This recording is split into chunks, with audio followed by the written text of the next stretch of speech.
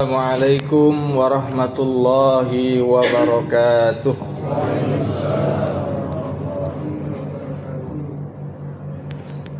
Allahu akbar. Allahu akbar. Allahu akbar. Allahu akbar. Allahu akbar. Allahu akbar. Allahu akbar. Allahu akbar. Allahu akbar. Allahu akbar kabira, walhamdulillahi katsira, wa subhanallahi bukratan wa asila, la ilaha illallah, wallahu akbar. Alhamdulillah, alhamdulillahilladzi an'amana bi ni'matil iman wa an'amana bi anwa'in ni'am wa lataifil ihsan wa faddalana ala sairi khalqihi bil ilmi wal bayan.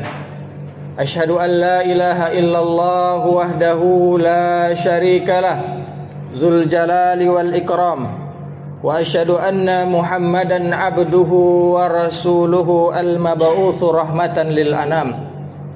Allahumma fassalli wa sallim wa barik ala sayyidina Muhammadin sayyidul arabi wal ajam wa ala alihi wa ashabihil kiram. Amma ba'du. Faya ibadallah, usini wa iyyakum bitaqwallah wa ta'atihi la'allakum tuflihun. Wa qala ta'ala, ya ayyuhalladzina amanu taqullaha haqqa tuqatih wa la tamutunna illa wa antum muslimun. Ma'asyiral muslimin, hadirin kaum muslimin, kaum muslimat sidang salat Idul Adha rahimakumullah.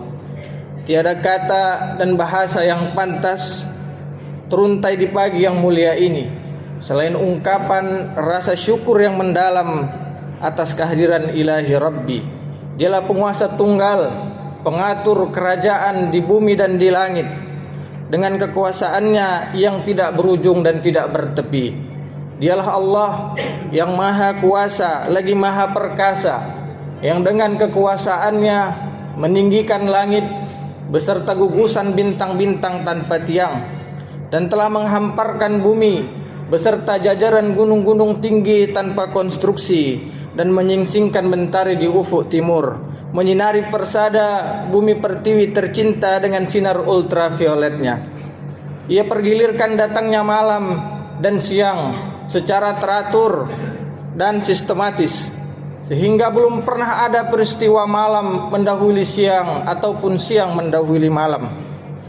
Salawat bertangkaikan salam senantiasa tercurah keharibaan baginda Nabi besar, Nabi tercinta, manusia agung, manusia besar yang dibesarkan oleh yang maha besar, pribadi nan suci yang segala dosa dan kesalahannya diampuni. Beliau adalah sosok manusia sederhana namun istimewa. Apa-apa yang keluar dari mulutnya adalah mutiara. Segala perilaku dan perbuatannya adalah contoh dan teladan bagi umatnya. Beliau adalah orang yang paling khusyuk solatnya, paling mabrur hajinya, paling kuat tahajudnya, paling sempurna puasanya, dan paling ikhlas dalam kurbannya. Tidak lain tidak bukan adalah baginda Nabi besar Muhammad sallallahu alaihi wasallam. Semoga kita semua yang berkumpul di tempat yang mulia ini termaktub dan tertulis dengan tinta emas dalam deretan golongan umatnya yang senantiasa mengikuti sunnah-sunnahnya dan melanjutkan perjuangan dakwahnya. Amin ya rabbal alamin. Allahu akbar, Allahu akbar, Allahu akbar walillahil hamd. Kaum muslimin dan muslimat sidang salat Idul Adha rahimakumullah. Kita bersyukur pada hari ini telah berada di hari yang istimewa, hari yang mulia, hari bergembira seluruh umat Islam di seluruh penjuru dunia. Karena hari ini adalah salah satu di antara dua Id dalam Islam, yakni hari raya Idul Adha. Idul Adha adalah hari yang tidak terpisahkan dengan kisah dua manusia agung, yakni Nabiullah Ibrahim alaihi salam dan putranya Ismail alaihi salam. Kisah pengorbanan keduanya bahkan diabadikan di dalam Al-Quran dengan indah, dan kita memperingatinya setiap tahun dalam momen Idul Adha. Ketika itu Nabi Ibrahim alaihi salam mendapatkan sebuah perintah yang sangat teramat berat baginya melalui mimpi. Perintah untuk menyembelih anaknya yang sangat ia sayangi, yang sangat ia cintai, anak semata wayangnya yang telah lama ia nanti-nantikan. Ketika mimpi itu datang pertama sekali, Nabi Ibrahim merenung dan berpikir panjang untuk memastikan apakah mimpi ini benar-benar datangnya dari Allah atau hanya sekedar bisikan dari setan. Karena perenungan itulah pada tanggal 8 Zulhijjah dikenang dengan sebutan hari Tarwiyah, dari kata rawa yarwi yang artinya berpikir atau merenung. Pada malam berikutnya Nabi Ibrahim kembali mendapatkan mimpi yang sama, mimpi yang memerintahkan kepadanya untuk menyembelih anaknya. Kali ini ia yakin bahwa mimpi itu adalah wahyu dari Allah Subhanahu wa taala. Maka hari berikutnya pada tanggal 9 Zulhijjah disebut sebagai hari Arafah, dari kata Arafah ya'rif yang artinya mengetahui. Setelah itu Nabiullah Ibrahim menyampaikan perintah Allah tersebut kepada anaknya tercinta, putranya tercinta Nabi Ismail. Sebagaimana namanya Ismail yang artinya mendengar, maka sang putra begitu patuh kepada ayahnya menerima apa yang dikatakan oleh ayahnya, terlebih lagi bila mana itu merupakan sebuah perintah dari Allah Subhanahu wa taala. Bahkan Nabiullah Ismail alaihi salam mengatakan, qala ya abatif al ma tu'mar satajiduni insyaallahu minas sabirin. Wahai ayahanda, segera laksanakan apa yang diperintahkan, sesungguhnya engkau akan mendapatiku di antara orang-orang yang bersabar. Ketika Nabi Ibrahim hendak memulai penyembelihannya dengan mata yang penuh dengan keyakinan, bukan karena tega, bukan karena tidak memiliki rasa kasih sayang, bukan karena tidak memiliki rasa kemanusiaan, tapi karena kuatnya iman dan rasa cintanya kepada Allah Subhanahu wa taala. Beliau pun memulai menyiapkan sang putra, meletakkan mata pisau yang tajam itu di leher anaknya tercinta. Kesungguhan Ibrahim dalam mengorbankan anaknya telah menggetarkan penduduk langit. Namun ketika pisau tajam itu hampir menggores leher sang putra Ismail, saat itu Allah menerima pengorbanan Ibrahim dan menggantinya dengan secepat kilat dengan seekor kibas yang besar. Qad saddaqta ru'ya inna kadzalika najzil muhsinin. Allahu akbar, Allahu akbar, Allahu akbar walillahil hamd. Hadirin kaum muslimin wal muslimat sidang salat Idul Adha rahimakumullah. Hari ini tanggal 10 Zulhijjah, dalam Islam diabadikanlah kisah tersebut dengan satu sebutan, yaitu Idul Adha. Adha dari kata udhiyah yang artinya adalah kurban, dalam arti menyembelih binatang sebagaimana dalam aturan Islam. Disebut dengan adha, udhiyah, tadhiyah, yang artinya sebenarnya adalah pengorbanan. Karenanya kita hari ini sebenarnya sedang berada di satu hari di mana inilah hari pengorbanan itu. Kalaupun hari ini kita memotong domba, kambing, sapi atau apapun itu, tetapi sejatinya bukan darah dan dagingnya yang sampai kepada Allah. Darahnya jatuh ke tanah, dagingnya kita konsumsi sama-sama, tetapi yang sampai kepada Allah adalah nilai pengorbanannya dan ketakwaannya. Allah Subhanahu wa taala mengatakan, lan yanalullaha luhumuha wala dima'uha walakin yanaluhu taqwa minkum. Tidaklah yang sampai kepada Allah itu dagingnya dan darahnya, tetapi yang sampai kepada Allah itu adalah ketakwaan kalian. Ketika orang mengorbankan binatang ternak, maka di sana ada nilai pengorbanannya, ada nilai kecintaannya, ada nilai ketundukannya kepada Allah dan Rasulnya, dan itulah yang diterima dan dicatat oleh Allah Subhanahu wa ta'ala. Artinya kita menyembelih binatang itu hanyalah merupakan sebuah perlambangan saja di sisi Allah Subhanahu wa ta'ala, hanya sebuah isyarat bahwa kita siap untuk berkorban untuk Allah Subhanahu wa ta'ala. Sebagaimana Nabiullah Ibrahim alaihi salam mengorbankan apa yang paling ia cintai dalam kehidupannya, meskipun harus mengorbankan anaknya. Dengan cara itulah baru kita akan mendapatkan kebaikan cinta dari Allah Subhanahu wa ta'ala. Allah mengatakan, lan tanalul birra hatta tunfiqu mimma tuhibbun. Sungguh kalian tidak akan mendapatkan cinta, mendapatkan kebaikan dari Allah sebelum kalian menginfakkan apa yang paling kalian cintai. Allahu akbar, Allahu akbar, Allahu akbar walillahil hamd. Hadirin kaum muslimin wal muslimat sidang salat Idul Adha rahimakumullah. Dan hidup ini adalah tentang pengorbanan. Ibadah kurban yang kita laksanakan setiap tahun mengajarkan, melatih diri kita untuk senantiasa berkorban, menyembelih rasa kepemilikan terhadap harta yang kita miliki. Dan kurban ini sejatinya bukanlah satu-satunya pengorbanan dalam kehidupan seorang muslim. Justru seluruh kehidupan muslimin itu adalah pengorbanan. Karenanya muslim sangat terbiasa berkorban, mengorbankan apa saja untuk Allah dan Rasulnya. Jangankan hanya sedikit harta daripada apa yang Allah titipkan kepada kita, seorang muslim bahkan siap untuk mengorbankan nyawanya di jalan Allah Subhanahu wa ta'ala. Bacalah kisah orang-orang besar dalam sejarah Islam, bagaimana mereka menghadapi kematian fisabilillah dalam keadaan tersenyum, bagaimana mereka berlomba-lomba mendapatkan kematian di jalan Allah dalam keadaan tersenyum.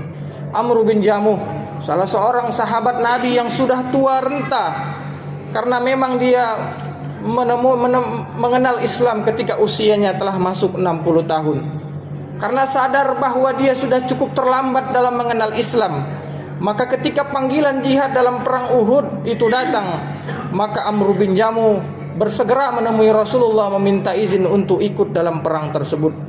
Padahal Amr bin Jamuh sudah tua renta, dan apalagi dia memiliki cacat di kakinya. Dalam Islam, orang kalau sudah tua maka diizinkan tidak ikut berperang. Ditambah lagi Amr bin Jamuh memiliki cacat di kakinya. Namun apa yang dikatakan oleh Amr bin Jamuh? Uridu an ata'al jannata bi'aradi hadha. Ya Rasulullah, aku ingin menginjakkan kaki pincangku ini di surga ya Rasulullah. Putra-putranya yang sangat menyayanginya, yang gagah-gagah dan pemberani, sudah berusaha mencoba mencegah sang ayah untuk turun ke medan perang. Namun sang ayah tetap bersikukuh untuk ikut. Lalu mereka mengatakan kepada Rasulullah, "Ya Rasulullah, ayah kami ini sudah tua renta. Izinkan beliau untuk tidak ikut berperang dan tinggal di rumah saja ya Rasulullah." Maka terjadilah perdebatan di antara ayah dan anak. Bukan perdebatan yang memperebutkan harta, namun perdebatan untuk mengorbankan apa yang paling berharga dalam kehidupan seorang manusia, yaitu nyawanya. Maka Amr bin Jamuh tidak bisa dilarang, tidak bisa dicegah. Dia ikut dalam perang, sehingga kemudian pada akhirnya dia pun mendapatkan apa yang dia inginkan, mati syahid di jalan Allah. Kaum muslimin terbiasa mengorbankan apa saja, bahkan yang paling mahal dalam hidupnya untuk Allah Subhanahu wa taala. Itulah kehidupan orang-orang beriman. Allahu Akbar, Allahu Akbar, Allahu Akbar, walillahil hamd. Al-Quran pun mengisahkan tentang kisah orang-orang yang menangis karena tidak ikut berperang, yaitu ketika dalam perang Tabuk. Perang Tabuk ini adalah salah satu perang yang paling berat, paling sulit yang dijalani oleh Nabi dan para sahabatnya, karena faktor jarak yang jauh dan kendaraan yang tidak memadai.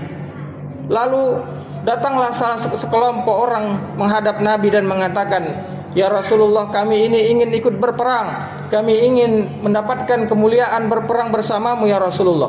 Namun kami tidak memiliki kendaraan dan tidak mungkin pula kami berjalan kaki ya Rasulullah, karena jarak yang sangat jauh.